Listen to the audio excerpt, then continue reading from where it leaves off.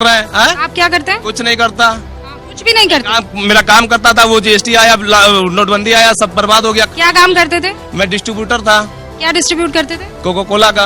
आज मैं बैठ के जो पकौड़ा छानता हूँ, जलेबी बेचता हूँ, पूड़ी छानता हूँ, बेरोजगार हूँ, टोटो चलाता हूँ। तो कहाँ है पकौड़े, कहाँ है? नमस्कार साथियों, मैं आपका दोस्त अशफाक अहमद और आप देख रहे हैं देशभक्त चैनल। गोदी मीडिया के बारे में आप जानते ही हैं कि वो विपक्ष से सवाल पूछता है, मोदी जी से सवाल नहीं पूछता है, और जितने भी मुद्दे होते हैं जनता के वो सरकार से नहीं पूछेगा, कभी नहीं पूछेगा, और बल्कि सरकार की तरफदारी करेगा, मोदी जी की तरफदारी करेगा, और एवज में मोदी जी मालामाल करते रहते हैं इन लोगों को। तो ये जिस तरीके का हिसाब किताब गोदी मीडिया का है, तो ऐसे में जनता उनसे क्या अपेक्षा करेगी? जनता समझ गई है कि ये तो हमारे लिए कभी बोलेंगे नहीं, और उल्टे जनता को ही दोषी बता देंगे। विपक्ष को तो बताते ही हैं कि वो महंगाई हो गई है तो ये नेहरू जी की वजह से, बेरोजगारी हो गई है तो कांग्रेस की वजह से, राहुल गांधी की वजह से, है ना, यही सब चलता रहता है। मोदी जी तो डंका बजाते हैं, डुगडुगी पीटते रहते हैं, विश्व गुरु बना दिया है मोदी जी ने। तो मुद्दा ये है कि अगर आप अपने आप को पत्रकार बोलते हैं, है ना, आप मीडिया में काम कर रहे हैं, पत्रकार बोलते हैं, तो सरकार से सवाल पूछना चाहिए कि भाई मोदी जी 10 साल से हैं तो बेरोजगारी के लिए क्या काम किया, मोदी जी 10 साल से हैं तो महंगाई के लिए क्या काम किया। तो ये सब तो पूछना नहीं है, उल्टे जनता से ही उलझ जाना है।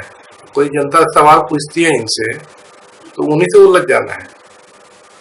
तो अब जनता भी त्रस्त हो चुकी है, मोदी जी से त्रस्त हो चुकी है और गोदी मीडिया से, और इसीलिए आपने देखा कई जगह वो गोदी मीडिया को भगा रहे थे। जैसे अंजना हेलीकॉप्टर ले लेके पहुंच रही थी, बहुत जगह पे अंजना को भगाया गया।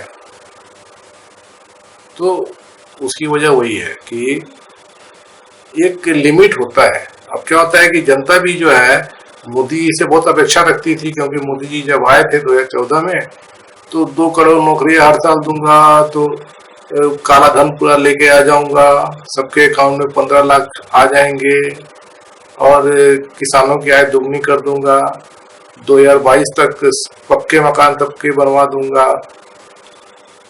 है ना। तो क्या हुआ, 10 साल में उलट हो गया सब पूरा ही खेल। मोदी जी किसानों की आय दुगनी करने चले थे, मालूम चला कि लागत दुगनी कर दी है किसानों की, और उनकी आय जो है आधी हो गई। उसी तरीके से जनता जो है तो उनकी जो आय है, देश में सिर्फ 3% लोगों की आय बढ़ी, जो सबसे रईस लोग हैं, और बाकी जो जनता है उसकी आय घट गई।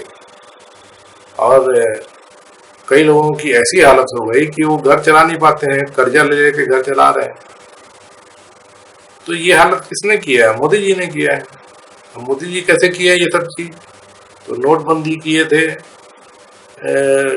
गब्बर सिंह टैक्स लगा दिए थे, लॉकडाउन किए थे, गलत पॉलिसी करते हैं, जीएसटी बढ़ाते हैं, हर चीज पे जीएसटी बढ़ा दिया है।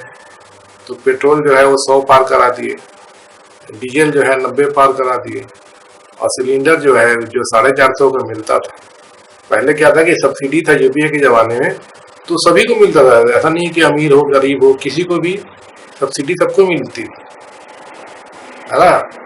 और मोदी जी आए तो सब्सिडी ही खत्म कर दी, तो इसीलिए जो 450 में सिलेंडर मिलता था, तो अब जो है सिलेंडर 1100-1200 का हो गया है। तो महंगाई तो चरम पे है, इसकी मार सब लोग झेलते हैं, और गरीब लोग तो ज्यादा झेलते हैं, क्योंकि गरीबों पे ही सब मोदी जी टैक्स लाद दिए हैं, खाने पीने से लेके और जरूरी सामान तक। तो महंगाई चरम पे है, बेरोजगारी चरम पे है। तो बेरोजगारी क्यों है?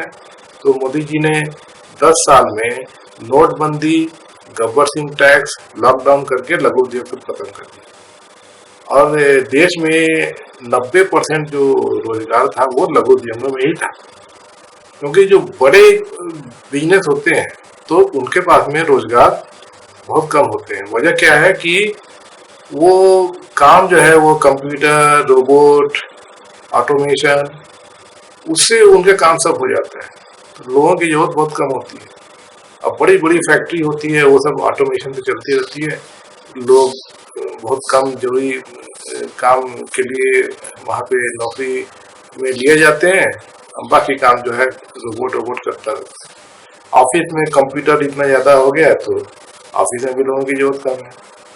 तो जो बड़े उद्योग हैं तो वहाँ पे रोजगार नहीं है। अब जैसे कि 100 करोड़ क्या लागत लगा होगा बड़े बिजनेस में, तो वहाँ पर मुश्किल से 300-400 लोग ही वो नौकरी पर रखेंगे। अब वही 100 करोड़ अगर लघु उद्योग में कहीं लगा हुआ है तो 3000-4000 लोग वहां पर नौकरी करते पाए जाएंगे। ये फर्क होता है। तो मोदी जी ने लघु उद्योग खत्म कर दिए, नौकरियां खत्म कर दी। तो 2 करोड़ नौकरियां बोलते थे देंगे, अब 2 करोड़ सालाना नौकरियां जा रही हैं। फिर सरकारी उपक्रम भी मोदी जी सब अडानी को बेचते जा रहे हैं, तो वहां से भी नौकरियां खत्म हो रही है। और जो बची कुछ नौकरियां हैं सरकारी, तो भर्ती मोदी जी करते नहीं है। तो रेलवे में देख लीजिए 6 साल से कोई भर्ती नहीं हुई, 6-7 साल हो गए। और भी जो सरकारी पद है वो सब खाली के खाली है। तो अब जनता के पास में कोई मतलब मोदी से कोई भी अपेक्षा नहीं, और इसीलिए इस बार जो चुनाव हो रहे हैं तो मोदी जी को उखाड़ फेंकने के लिए चुनाव हो रहे हैं, और जनता बता रही है ये सब चीज। तो गोदी मीडिया जो है वो अभी भी मानने को तैयार नहीं है। अब गोदी मीडिया अपने ही आंकड़े देती है कि मोदी 4 तो पार, तो मोदी ही आएगा, कोई आ ही नहीं सकता है। मोदी के सामने कोई है ही नहीं। विपक्ष में तो सब अपने से ही आपस में ही भिड़े हुए हैं, उन लोग कहाँ से चुनाव लड़ेंगे। यही सब बात सुनते हैं ना आप गोदी मीडिया में। तो गोदी मीडिया का कोई अब रोल बचा नहीं है। जनता जो है वो अब गोदी मीडिया को देखना भी पसंद नहीं करती है, और उनको जो खबर होती है तो सोशल मीडिया पे देख लेते हैं, क्योंकि इंटरनेट और मोबाइल तो सबके पास में है। गांव में भी चली जाइए तो वहाँ आपको मिल जाएगा। तो उनको जो भी सच्ची खबर जाननी होती है तो सोशल मीडिया पे देखते हैं, गोदी मीडिया कोई देखता नहीं। तो अभी जब तक मोदी जी हैं तब तक गोदी मीडिया चल रहा है।